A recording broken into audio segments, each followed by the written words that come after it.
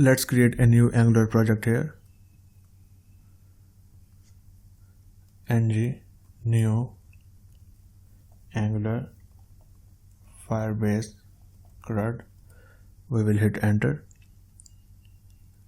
It will ask us, would you like to add Angular routing? And we will say yes.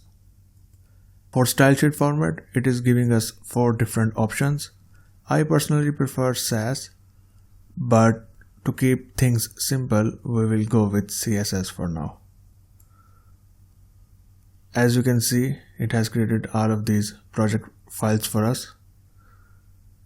And now it is installing the dependencies that we need to run this project.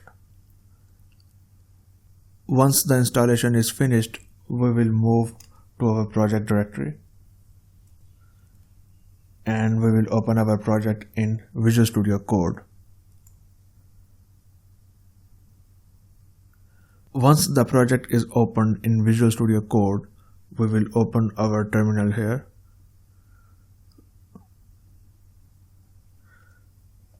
Let's run our project in our browser. npm start and press enter. This will run our project on localhost 4200.